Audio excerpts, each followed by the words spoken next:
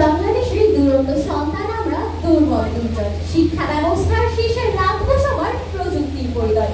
সুন্দর দেহ সুন্দর মন, বিধাতার সেরা দান। আরো সুন্দর করে প্রযুক্তি চর্চায় উন্নত করি মানব প্রাণ। মাননীয় সভাপতি যে অবদানের হাত ধরা বলছি, উন্নয়ন সূচক ১৫৭টি দেশের মধ্যে বর্তমানে বাংলাদেশ ১১৬তম স্থান অর্জন করে। করোনাকালীন সময় গোটা বিশ্বের জ্ঞান প্রদান বিকার করে শিক্ষার মানদণ্ডকে অক্ষুণ্ণ রেখেছিলেন অবয়ব। সেই অবয়ব অর্থাৎ প্রযুক্তি নির্ভর শিক্ষা ব্যবস্থা কোনোভাবেই শিক্ষার্থীদের জ্ঞান প্রদানকে সীমিত করে তুলতে পারে না। ধন্যবাদ মাননীয় সভাপতি আমাকে আজকের বিতর্কের মহান মঞ্চে বক্তব্য প্রদানের সুযোগ করে দেওয়ার জন্য।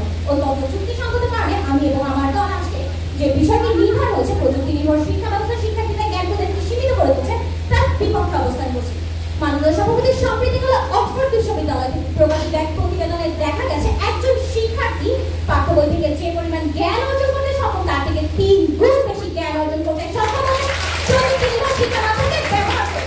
মাননীয় সভাপতি বর্তমানে আমাদের দেশে যখন এত প্রযুক্তি ব্যবহার, ঠিক সেই প্রেক্ষাপটে দাঁড়িয়ে আমার বিজ্ঞ প্রতিপক্ষ দলের বন্ধুগণ যখন আজকে প্রযুক্তিকে বাদ দিয়ে শিক্ষা ব্যবস্থা থেকে এগিয়ে নিয়ে যাওয়ার চেষ্টা করছে, তখন সেটিকে নিতান্তই ঘোড়া নিয়ে ঘাস খাওয়ার মতো নয় কি বিজ্ঞ প্রতিপক্ষ। মাননীয় সভাপতি আমার প্রতিপক্ষ দলের প্রথম বক্তা নানাভাবে নানা সুরে গিয়ে বলে গেলেন প্রযুক্তির নেতিবাচকতার জয়গান। একই সুরে সংবিধানের তৃতীয় বক্তা